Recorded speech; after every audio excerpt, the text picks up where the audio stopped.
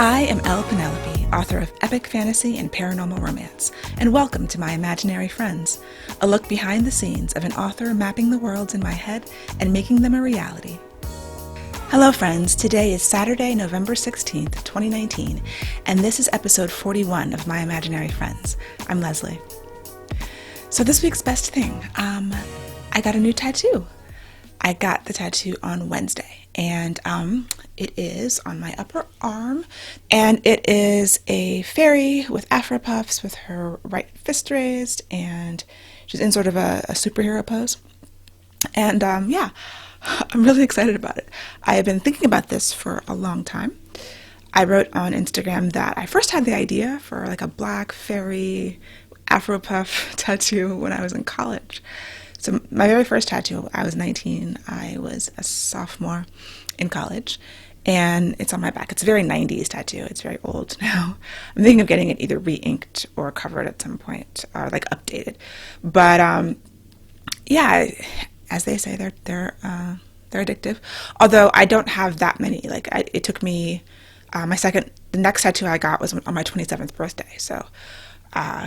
Took me a while to get another one, and yeah, so this is my fifth, I believe, if you count these two. The last one is one, even though it's in two spots, but we'll count it as one because it was one session.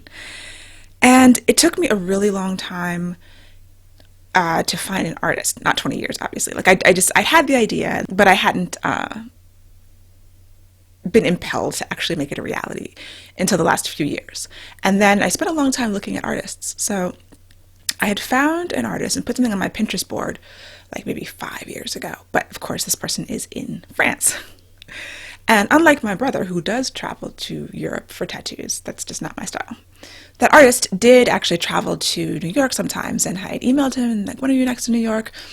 And then, let's see, the election happened. And the current president was elected, making visas and things a lot harder for people in other countries. And so he was like, oh, no, I don't think I'll be able to get a work visa in the United States anytime soon. So I was like, okay, well, let me try to find someone, maybe not a similar style, because that artist was very unique, but someone else with a unique style, because I didn't want a realistic tattoo.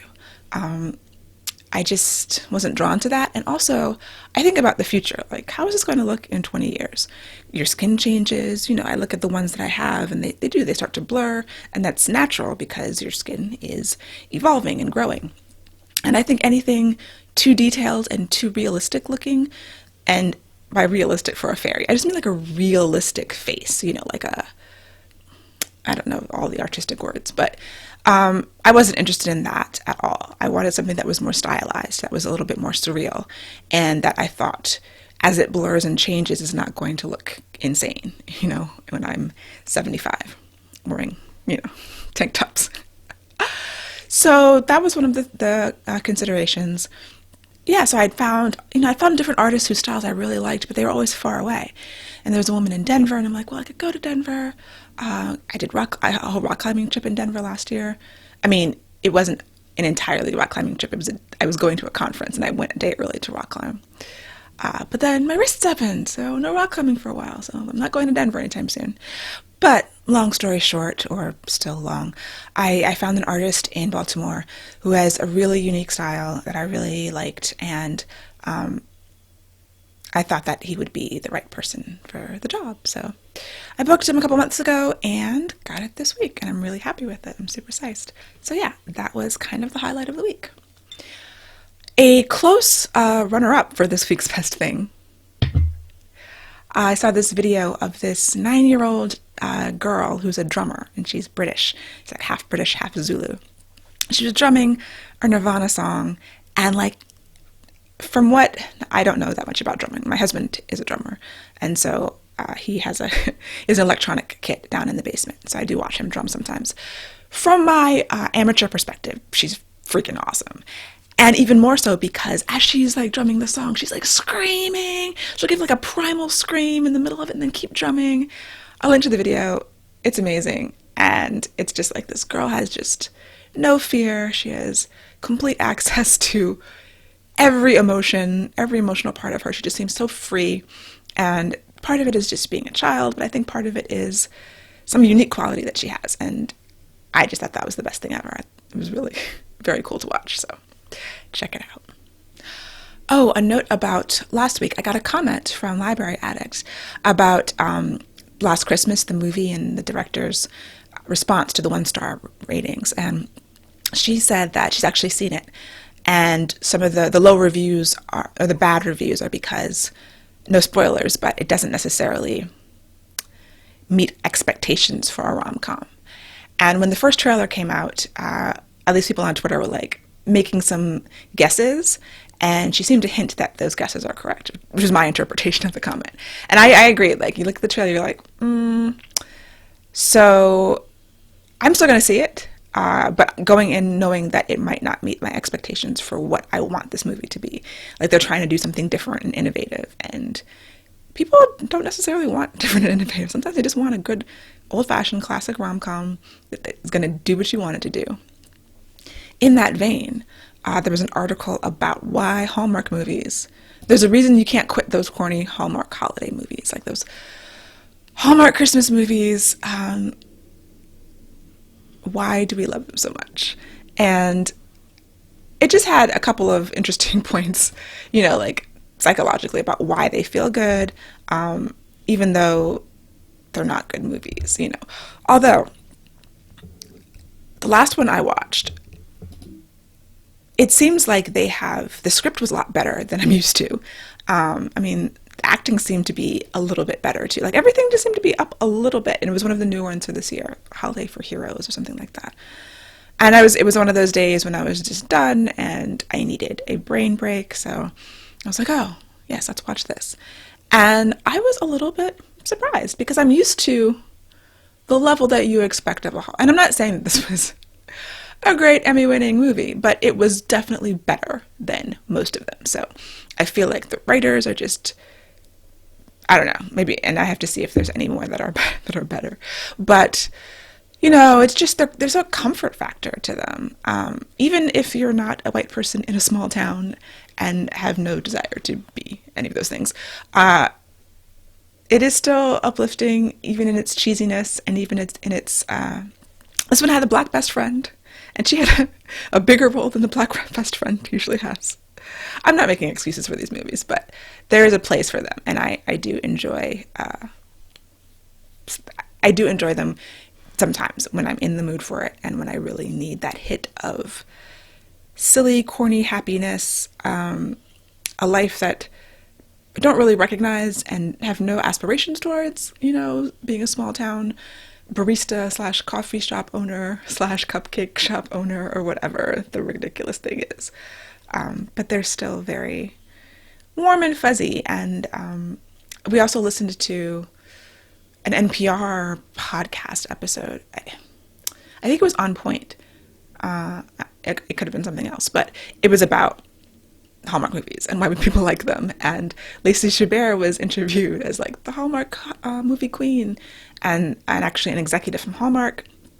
And then they had a critic who was actually very complimentary, considering the critic was a trans woman who was a movie critic.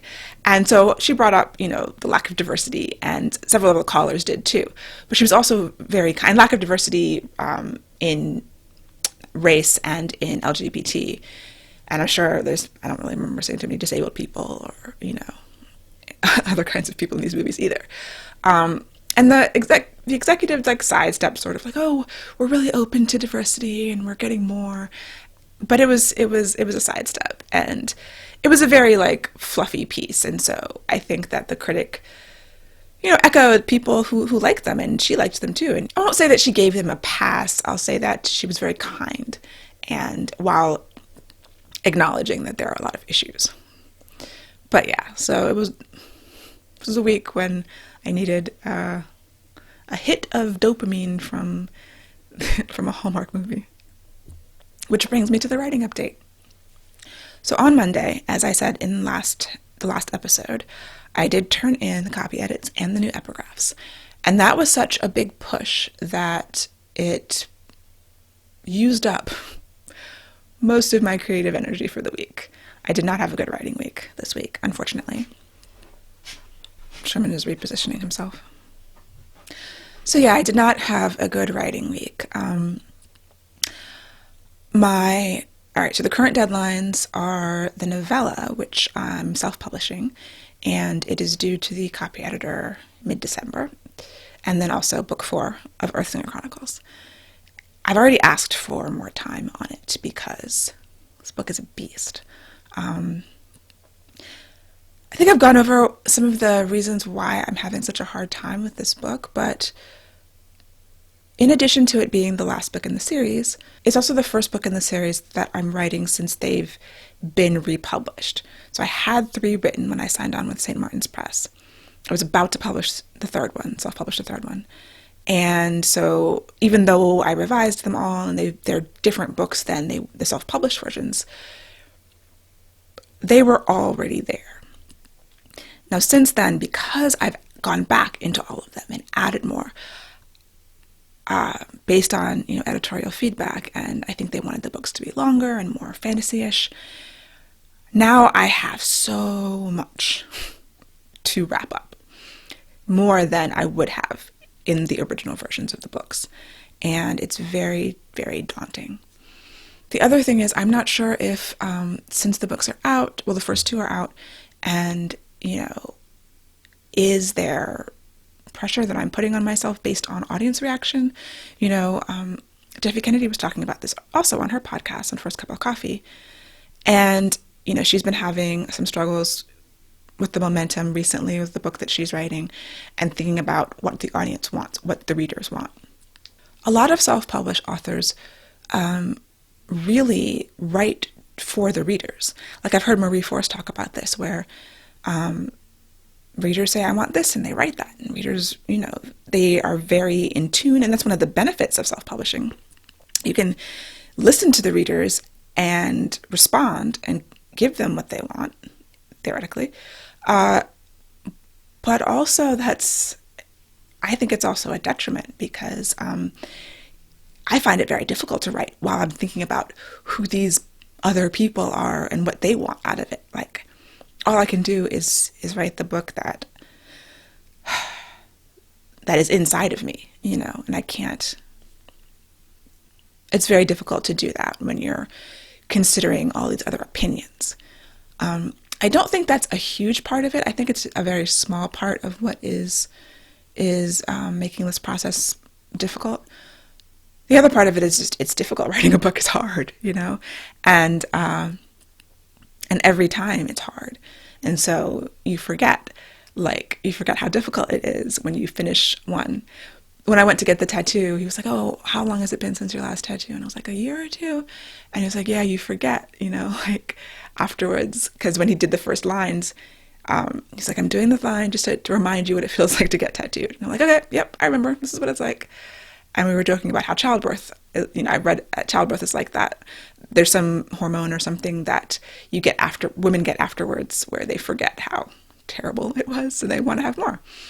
And it's just the natural function of humans where something is really, really hard and you get through it and then you're done and you forget how hard it was, so that when you have to do it again, it's like, it's all new. Like, how did I ever do this before?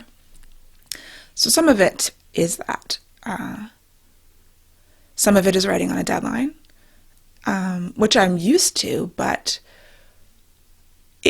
creativity does not come on demand. And that is something I heard Jeffe Kennedy talk about this week also. And it's very true.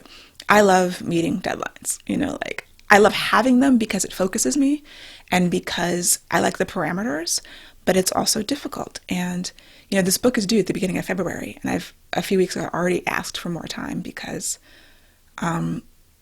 I want to give, there's a lot of reasons. I want to give something that's more polished than it would be if I had to give essentially not the first draft, but the first revision. And I don't think that anything much more than the first revision will be done in beginning of February based on my current progress. So yeah, there's just a lot of things going around in my head. And I sit down, especially this week, after just making that push creatively to get those epigraphs done, which is always a difficult thing. I just didn't have a lot left in the tank. I was trying to, kind of follow my own advice. So what do you do when you're feeling a little burnt out? I was feeling crispy around the edges this week. So I tried to raise my energy level. One thing that I did was just focus on work stuff, just to feel like I'm accomplishing something. Like I'm not accomplishing as much writing work as I want, but I got some work projects and I can use a slightly different part of my brain. Some of coding, so I'm a web developer, if you didn't know, but some of coding is very creative. It's a lot of problem solving. There's a lot of different type of creativity because it's technical creativity. But some of it is just doing work, building things, just non-creative work, just like things that I can do. I don't have to think about them too much. I'm copying and pasting, I'm, configuring things, I'm doing settings on plugins and whatever. So I could go just focus for a few hours, do some deep work on a website and feel like I've accomplished something, even if it's not the thing I wanted to get done that day. That's one of the things. But then when it comes to actually raising my energy level and trying to fill that well back up so that fill the tank, so many metaphors, fill the tank back up so I have gas left to push me forward, is music, play my favorite music. The thing that came to me to play was a deep cut. It's from the movie Polly, starring Keisha Knight Pulliam, and the song is Sweet Little Angel Eyes.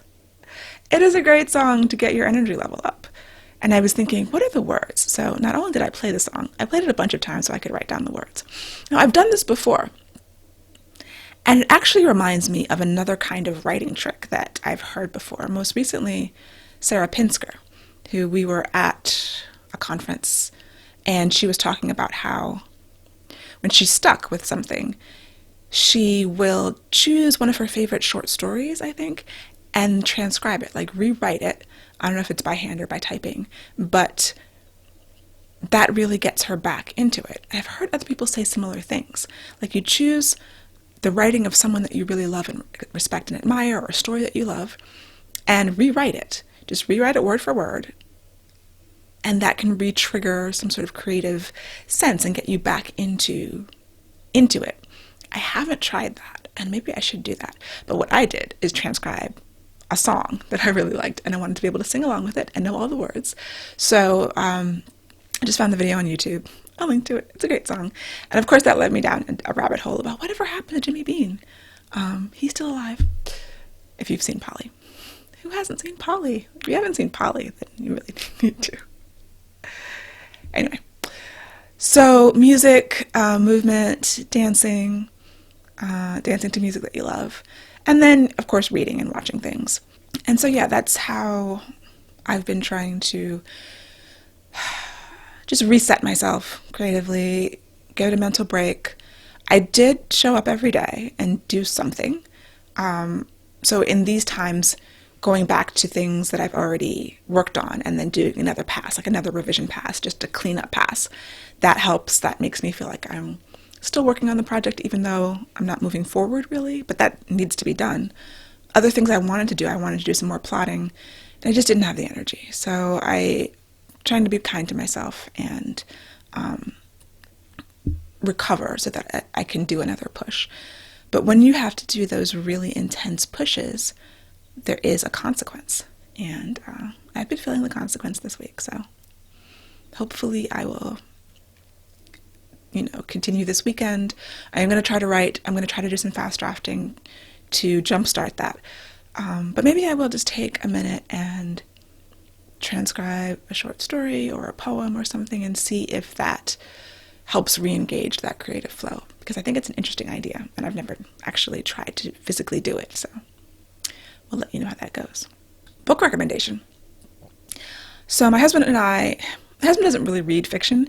The only fiction books he will read are Star Wars books. So, and generally we do that on audiobook when we're together on a trip. So we were facing this, 2.5 hour drive each way when we were in Atlanta over the past weekend. And so he had downloaded Resistance Reborn by Rebecca Roanhorse. And I was like, oh, Rebecca. Rebecca is the reason why I have my agent. She introduced me to my agent, Sarah Megabo. And I was an early beta reader for the book that became Trail of Lightning. It was called something else when I read it. And it was just obviously fantastic. If you haven't read Rebecca Roanhorse, then you really, really need to. Trail of Lightning is fantastic. And so is Resistance Reborn. So we have listened to several Star Wars books, Lost Stars, Aftermath. We didn't finish all of Aftermath. We got through the first 2.5 books, which was enough to follow because some of those characters are in Resistance Reborn. We did the Leia book, the young Leia book. I think we just call Leia. And then, what is it called? Bloodlines? I can't remember all of them, but several of the Claudia Gray books, some of the Chuck Wendig books. He's read some of the Thrawn books just on his own. And whenever he's reading a book, no matter what it is, if it's fiction, yay, I'm so happy. He won't read mine, but it's fine. It's fine. So yes, we listened to it and we finished it this week at home, and I really enjoyed it. It was, and especially if you've read some of the other books, because she's bringing in characters from these other, they're not, is it extended universe? What are they calling the Star Wars extra things that aren't the movie now? Whatever that is. Bringing in characters from some of these books that we've read and some the video games, Battlefront, and there's a lot of fan service in addition to, so this book is the prequel to the last, what is the movie called? Rise of Skywalker? Episode 9, whatever that's called. And it leads you into that. So it starts directly after episode 8, The Last Jedi, right? And it deals with the aftermath of that. Really good writing. Even my husband was like, oh, Leslie, yeah, your friend, she's really good. She's one of the best Star Wars writers. You know, her style is very clean. And I'm like, yeah, she's a good writer. I told you that. So if you are into Star Wars books, definitely check out Resistance Reborn. Another thing I might do to fill the well is to do some craft stuff. So there's several craft books on my shelf that I haven't read yet, and I usually like to read them in between books. But now might be a good time to just check in with some of them. I don't know. There's also a video workshop by N.K. Jemisin on world building that I found. So she gave this workshop at the Wire 25 conference, and apparently it's like an interactive with the audience. So I might sit down and watch that also this weekend at some point in time, because N.K. Jemisin, you know, one of the best world builders out there, and she has really interesting things to say about it and about her approach to it. And world building is my favorite thing, so I would love to just dig deeper into how she does it and how she teaches it. So that's another thing. Also, a bunch of books on my Kindle. I would be remiss if I didn't mention the book that I reread last night, literally. So my friend Nikisha is at the Romance Author Mastermind Conference. She texted us and she was like, I just met Ernesta T. Carter. And Ernesta T. Carter is the author of 32 Candles. And I read this book like 7 or 8 years ago. So Nikisha and I were in another week-long workshop with an author named Dolan Perkins Valdez, and we were both interested in romance, and Dolan is not a romance writer, but she was like, oh, she had a friend who had written a romance, and so she recommended that we read 32 Candles. It is not what a romance reader or writer would consider a romance. It is definitely what a non-romance reader would consider a romance, but if you are a romance reader, then it's safe, it's fine. It's good. It's just not. It's probably more like chick lit, I guess. I'm not a big chick lit fan, and I will not read women's fiction in general. So even though this book might be in that category, I still highly recommend it. Now, Ernesta T. Carter now writes as Theodora Taylor. She writes straight up romance. But this was an earlier work of hers, and I reread the entire thing last night, and it is fantastic. It's really great if you are interested in like structure and voice. It's a first person narrator, unreliable narrators. I can't exactly call her unreliable, but the narrator, and this is the only thing I'll say, no spoilers, everything she says, everything she tells you is true. So I guess she's not unreliable. But there's a very interesting aspect to this narrator and the way that she tells the story. And yes, after I read it, I was like, oh, this book is so great. I really loved it. So I'm glad that I reread it last night and was reminded of it. It's another one of those things that you're reminded of something that you love, and I had only read it the one time, and then we gushed about it after we had initially read it. So happy to introduce it to new people. 32 Candles. And that is it for me for this week. I'm going to go try to get some writing done.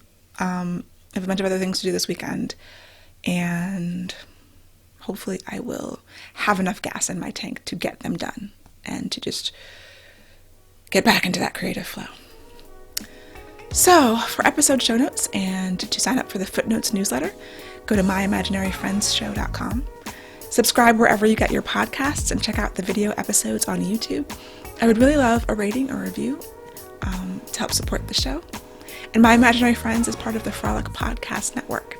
For more podcasts you will adore, check out frolic.media/podcasts. Happy reading.